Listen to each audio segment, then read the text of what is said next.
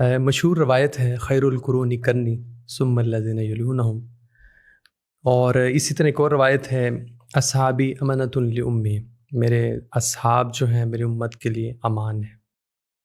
تو میرا یہ سوال ہے کہ یہاں جو خیر القرون کا آپ صلی اللہ علیہ وسلم نے ذکر فرمایا ہے کہ یہ بہترین زمانہ ہے، تو یہ کس حیثیت سے اور کس حوالے سے یہ خیریت ہے اس دور میں؟ یہ خیر کا کون سا پہلو ہے؟ میں چاہوں گا کہ آپ اس پہ وضاحت فرمائیں۔ جی، یہ مشہور معروف حدیث ہے خیر القرون قرنی، اور پھر اس کے بعد اگلے دو کا بعض روایات میں 3 قرون کا بھی ذکر ملتا ہے، خیر القرون قرنی ثم الذین یلونہم ثم الذین یلونہم۔ دوسری روایت جو آپ نے بیان کی اصحابی امانۃ لامی یا امان لامتی، وہ دونوں ایک ہی بات کے، ایک ہی مضمون کے مختلف پہلوؤں کو بیان کرتی ہیں کہ رسول اللہ صلی اللہ علیہ وسلم کے دور میں جو اہل ایمان کی جماعت ہے، جو ظاہر صحابہ کی جماعت ہے، وہ اس امت کا بہترین طبقہ ہے، اپنے عمل اور علم کے لحاظ سے، اپنے کردار کے لحاظ سے۔ اور پھر اس کے بعد جو اگلا طبقہ آئے گا، جو اگلی جنریشن آئے گی، اس میں بھی خیریت یا خیر ہونا یہ قائم رہے گا، لیکن اس کا درجہ کم ہو جائے گا۔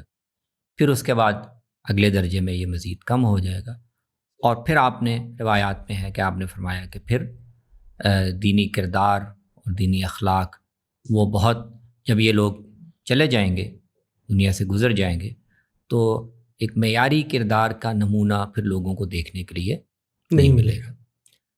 تو خیر القرون قرنی کا بنیادی مفہوم تو یہی ہے، اور اس میں اس کے مفہوم کو سمجھنے کے لیے ہمیں ایک اور حدیث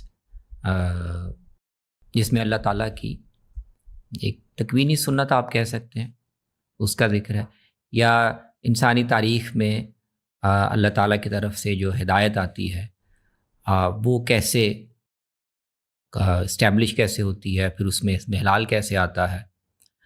تو اس کو آپ نے نبی صلی اللہ علیہ وسلم نے ایک روایت میں بیان کیا، اور وہ روایت یہ ہے کہ آپ نے فرمایا علیہ الصلاۃ والسلام کہ جو بھی نبی دنیا میں آتا ہے، تو ان کی دعوت کے نتیجے میں لوگ، کوئی ایک جماعت تیار ہو جاتی ہے، تو ہر نبی جس کی دعوت کو ایک پذیرائی ملے اور اس کو قبول کرنے والے لوگ مل جائیں، انصار مل جائیں، حواری مل جائیں، تو ایک جماعت نبی کی تربیت میں ایسی تیار ہوتی ہے کہ جو پیغمبر کے جانے کے بعد بھی اس کے دیے ہوئے علم و عمل کو، اس کی نمائندگی کرتی ہے، اپنے کردار سے اس کا اچھا نمونہ پیش کرتی ہے۔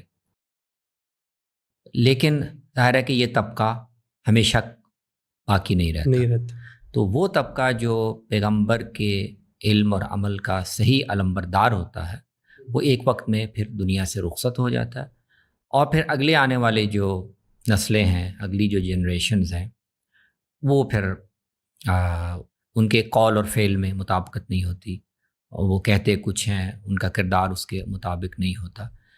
تو اصل میں تو وہی آپ سنت کہہ لیں، تکوینی سنت ہے، یا انسانی معاشرے کا ایک فطری عمل ہے، وہ ہے۔ اسی کو آپ اس حدیث میں بھی بیان کر رہے ہیں کہ میں نے جو جماعت تیار کی ہے، اور جس کو قرآن مجید بھی یہ سند دیتا ہے کہ وہ مجموعی طور پر خیرہ امت ہے، بہترین امت ہے، تو یہی معیار ہمیشہ کے لیے آگے قائم نہیں رہے گا۔ بالکل صحیح۔ تو یہ سب سے معیاری طبقہ ہے، اس کے آنے والے اگلے طبقے میں خیریت قائم رہے گی، لیکن معیار کم ہو جائے گا، اور اس کے بعد جو اگلا طبقہ ہے وہ کم ہو جائے گا۔ تو ایک تو آپ وہ بیان کر رہے ہیں، بالکل ٹھیک۔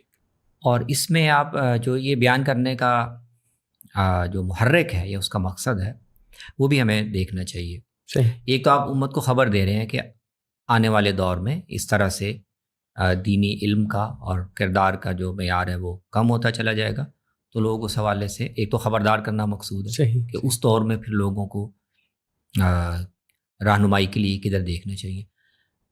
لیکن دوسری جو اہم بات ہے نا، وہ بعض روایات میں آپ کو دکھائی دے گا کہ آپ یہ بات بیان کر کے لوگوں کو اصل میں اس طرف متوجہ کرنا چاہ رہے ہیں کہ اس طبقے کی جو حیثیت اور اللہ اور رسول کی نظر میں اس کا مقام ہے اس کو سمجھیں.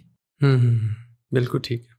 آمد احفظونی فی اصحابی، میرے جو ساتھی ہیں ان کو ہلکا نہ لو. بالکل ٹھیک ہے. ان کی اہمیت کو سمجھو کہ یہ میری لائے ہوئی ہدایت اور اللہ کی رہنمائی کو دنیا میں قائم رکھنے یا اس کو دنیا تک پہنچانے کے لیے ان کا کردار کتنا اہم ہے.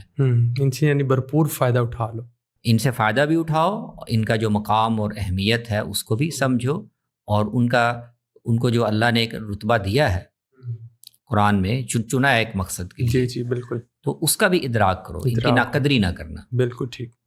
یہ بنیادی اس کا پیغام ہے. بالکل ٹھیک ہو گیا.